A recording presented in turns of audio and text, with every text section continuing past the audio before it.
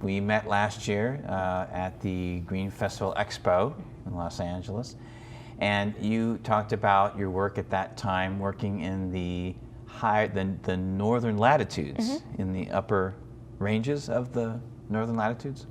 And that's what, Alaska, Canada, Russia, Eurasia? Correct? Yes. So give us a little update. Part of my research has focused in what's called the northern high latitudes, as you mentioned, Alaska, Canada, Eurasia. And what I'm looking at there is looking at the vegetation growing season length. Okay, so the northern high latitudes are the areas of the world that are ground zero for global warming, for increasing temperatures. These are the areas that are most affected by changes in temperature. And what my research entails is looking at this vegetation growing season length in those areas, because during wintertime, vegetation pretty much freezes. So think of it as vegetation hibernates.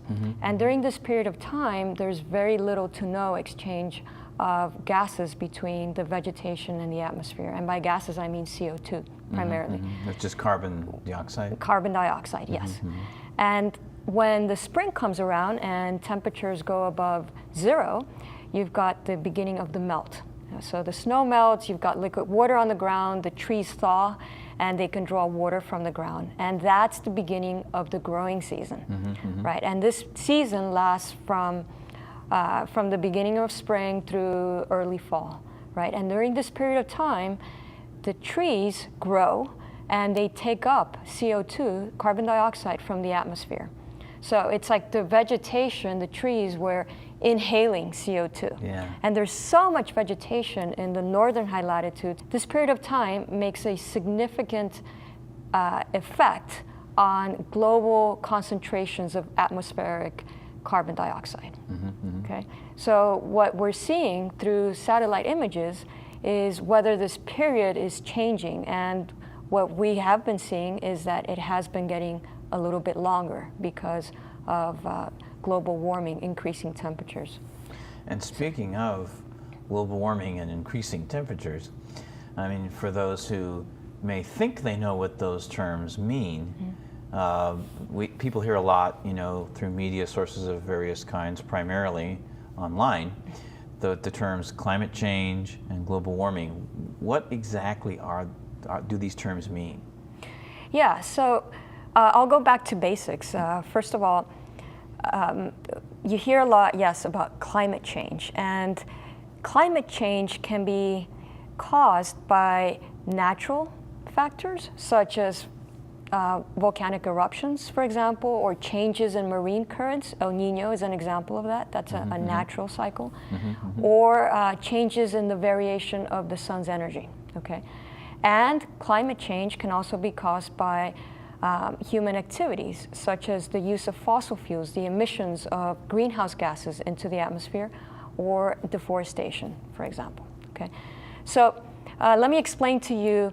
Let's go back to basics now. Yeah, so what's happening is our Earth is getting warmer, okay? So there's global warming, and you hear about global warming and climate change. Well, our Earth is getting warmer, and it's causing changes in the Earth's climate in different ways. And so the word climate change is more encompassing, it's broader than just the source, which is global warming. Okay. So when people say global warming, does that pertain to the air temperature or water temperature, or is it both? Is it analyzed as both? It's the overall temperature of the Earth, yes. And our Earth is surrounded by a layer of gases known as the atmosphere, okay? And the gases in the atmosphere that trap the heat are called greenhouse gases, okay? And the main greenhouse gases are water vapor, carbon dioxide, methane, nitrous oxide. And the greenhouse effect is this effect of keeping heat in the Earth through the greenhouse gases, okay? This is a natural phenomenon, all right? And what we should be concerned about is the perturbation of the greenhouse effect, All right, and so what's happening is we are increasing the concentration of greenhouse gases.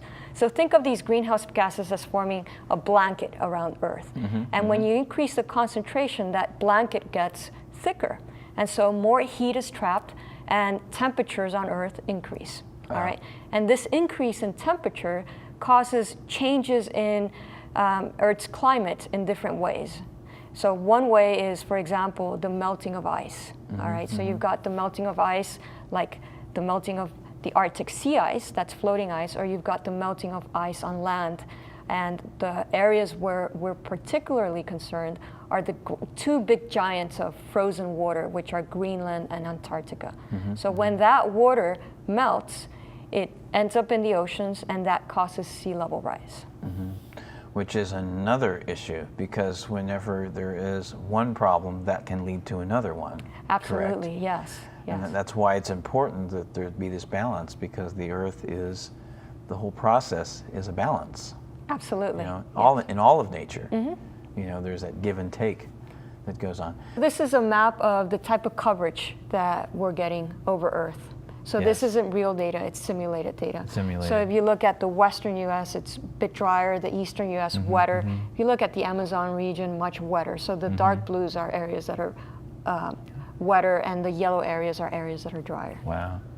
El Nino is a natural phenomenon, and it's cyclical. So it occurs approximately every 3 to 8 years. The really intense El Ninos occur on the order of every 18 years or so.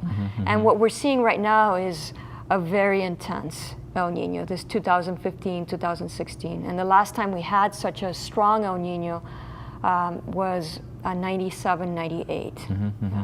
So, and El Nino is a current, it's a warm water current that forms in the tropical Pacific, and it's about 3 to 5 degrees Celsius warmer than normal.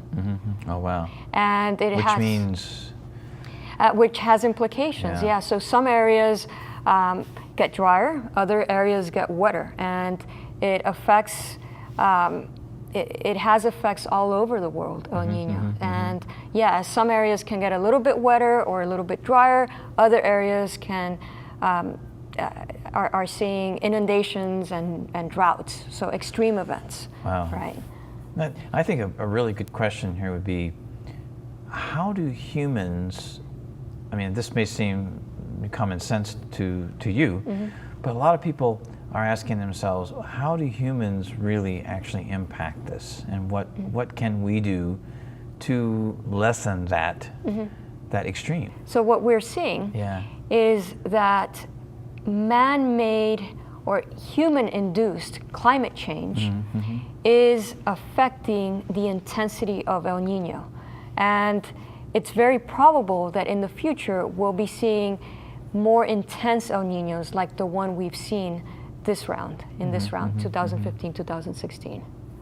So what can humans do, let's say, what can we do as individuals? Drive our cars less, recycle? I mean, that's the kind of stuff that people talk about. Yeah, absolutely, and I think that's a really great point.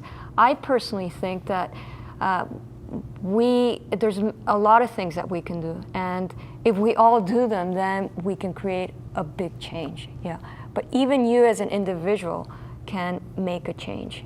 You know, and little things at home, turn off the water when you're brushing your teeth, when you're showering, make sure you don't have any leaks in your toilet, water your lawns during the hours of the day when you don't have peak sunlight. For example, water your lawns before 9 a.m. or after 4 or 5 p.m. when it's not so hot and you don't have excess evaporation.